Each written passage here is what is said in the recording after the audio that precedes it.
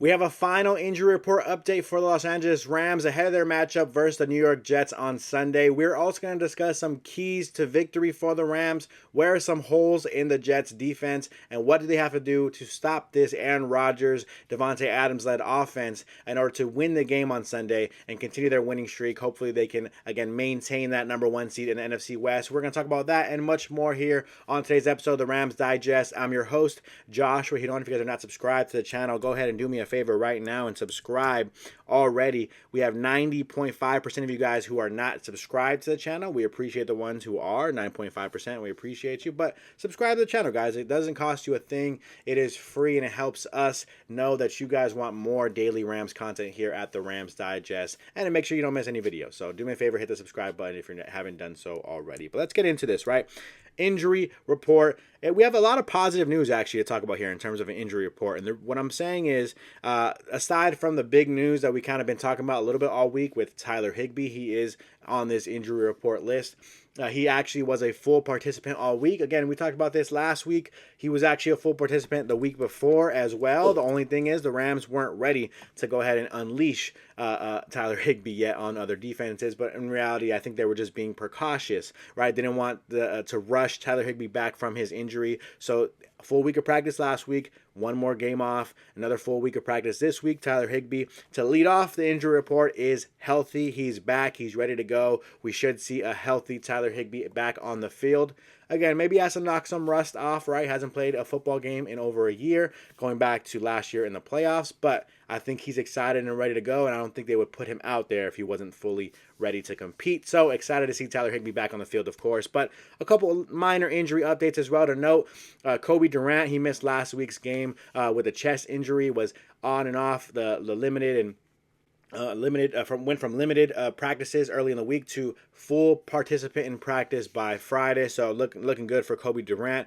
He's kind of the one that, if anything, would be more of a game time decision, I think, in terms of where he's at in his injury recovery. Is again Thursday and Friday he was listed on the injury report, but really was a full participant in practice on Thursday and Friday. So again, positive news when we're talking about Kobe Durant. So hopefully he's back and ready to go. No real word on what we're going to see out of Emmanuel Forbes Jr. I know that's a story of topic of conversation. Sean McVay's been asked a couple times, but nothing really new in terms of expecting him to play. I think maybe we can see him with a few snaps here and there, but we'll see if he's even activated come Sunday. But he's not on the injury report necessarily, but I did want to update that. Kobe Durant back. Maybe that means with the way the veterans have been playing, with the way some of the young guys have stepped up, I think ultimately the Rams are going to be okay not forcing Emmanuel Forbes in there unless they feel like he is playing and performing in practice better than the guys we already have out there. Moving on, receiver Jordan Whittington starts off 3 consecutive players dealing with shoulder injuries. He will be ready to play. He is healthy and ready to go, it seems. We also are talking about tight end Davis Allen suffering another shoulder injury, but he is also ready to go if needed for the Rams on Sunday. Again, Tyler Higbee back, so do we even need tight end Davis Allen to be active and playing a bunch of snaps? Maybe not, but if needed, we do have Davis Allen ready to go healthy on Sunday. Demarcus Robinson dealing with a shoulder injury as well. Again, another shoulder injury.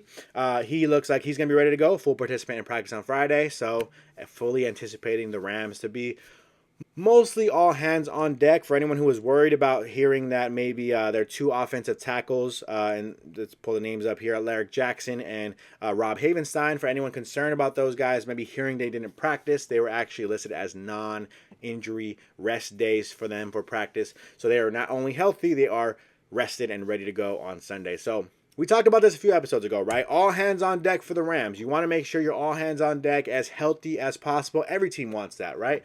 But the Rams have been dealing with so many injuries to start the year. It's nice to see them as close to fully healthy as it seems like we're going to be this season, and you're seeing them get better and better every single week. It's just a testament to them getting healthy and right at the right times. And now we're anticipating a really good, healthy game this Sunday. Hopefully we can get out of this game unscathed. Of course, injuries are a part of football, but again, we want the Rams to be as all hands on deck as possible leading into this playoff run, because they are a team that lacks great talent at every single position. And generally speaking, again, I don't want to down talking any players here. I'm just simply saying that we know one major injury can be a huge blow, especially to any team, right, in the NFL, but especially to the Los Angeles Rams in the situation that they're in. So hopefully we can go into this game and come out of this game as healthy as possible, moving into the playoffs again, being as healthy as possible, because it's looking good right now. Looking so far, so good. So moving on from that, let's get into keys to victory for the Rams come Sunday. Very interesting stuff here. I did pull some numbers up a couple of days ago when we were talking about the Jets and some numbers on how they were looking on defense. And so I kind of want to revisit those a little bit, and we could pull those up right now. Just kind of talking about them being a top 10 team on defense, right? You look at the defensive yards average, they are 7th in the NFL in terms of like 7th lowest in the NFL. So you look at good teams like the Philadelphia Eagles. Now, Titans are always a good defense, even though they're not that good of a team. 49ers are always a respectable defense as well, but the Chiefs, Eagles, the Texans even, those are all the Pittsburgh Steelers, the Broncos. Those are all teams that we've kind of come to know as really good defensive teams as of late in the NFL. And so you're looking at the Jets being with the likes of those teams, right? And so that's where I'm not trying to be worried about that. I'm not trying to be concerned about that. I'm simply just acknowledging, hey, this team is good on defense. The one thing I will say as well, total touchdowns allowed. You do want to see that. 33 total touchdowns allowed, 26 lowest, right, for the Philadelphia Eagles. So they're right up there with the Chiefs as well, 31 touchdowns allowed. So they're up there in terms of slowing teams down, getting them and keeping them out of the end zone. The Rams got to make sure they take advantage, and we've seen those struggles this year a little bit, right? The Rams got to make sure they take advantage of any red zone opportunity, be as close to 100% as possible. You don't know how often the Jets defense is going to allow you in that red zone. Attack, pound the football, hopefully run the ball, and we'll talk about why you want to focus on running the ball in a minute. But pound the rock. Hopefully you can trust Kyren Williams and Blake Corum to fall into the end zone, rush into the end zone, push themselves into the end zone, because you need to score touchdowns against this New York Jets team. Aaron Rodgers, Devontae Adams, Breece Hall, Garrett Wilson. Those are too good of players to assume you're going to have a low-scoring game like that San Francisco 49ers game, right?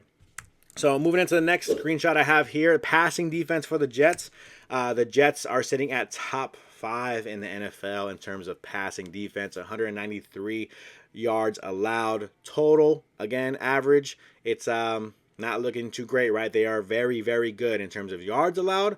But I want you to take a look all the way to the right. Passing touchdowns allowed. The Jets have allowed 13 passing touchdowns this year, meaning they are, as far as I know, especially in the top 10 of passing defenses, they are number 1 in the NFL in terms of passing defenses, passing touchdowns allowed. Very, very scary stuff, right? You don't want to see a team that has averages less than 1 touchdown allowed per game. You don't want to see that team. That's a really great defensive team, right? And we've talked about this all week long. Sauce Gardner, DJ Reed, Kyren Williams, CJ Mosley, just a team that has really a lot of good defensive players. They're well coached players. They're well coached on defense as well. Even though their record is 4-6, do not let that surprise you. Do not let that record distract you from the fact and the reality that this defense is good. Rams, you got to get in the end zone on Sunday. Every game you have to get in the end zone, right? But especially against the Jets, if you can score touchdowns, something they're not really used to giving up all year long, it will affect them on defense, and it'll also force the offense to be in more passing situations. Maybe you can take Breece Hall out of the game, force them to throw the ball down the field. If you're forcing them into passing situations, maybe Aaron Rodgers can be kind of, again, bothered, distracted a little bit by Jared Verse and the Braden Fisk of the world, right? So that's kind of the hope for the Rams in terms of winning this game. I think a key for the Rams in this game, get in the end zone. Key number 1, get in the end zone. Very, very simple, right? For simple stuff. Let's keep football simple. Don't make it too complicated.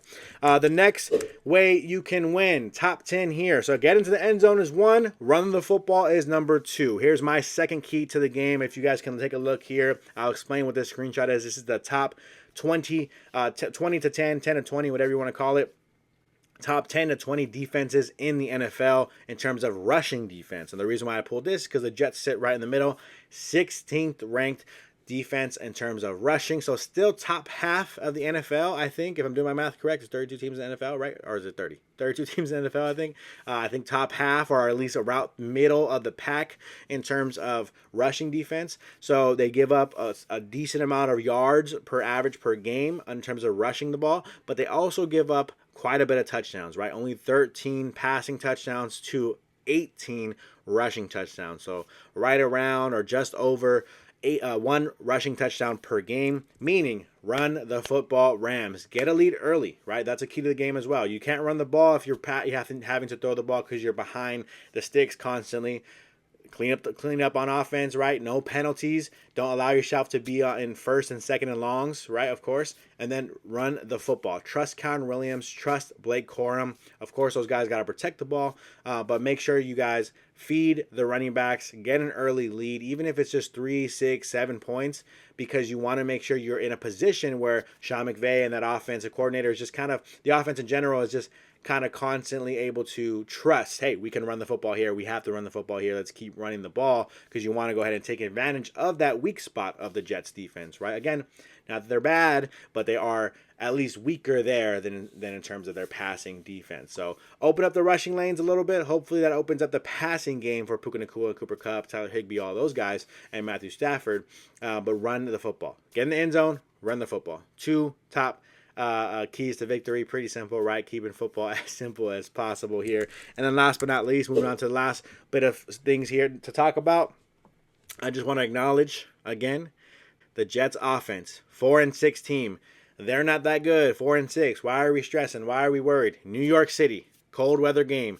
Early morning game for the Rams perspective, but a 1 p.m. game.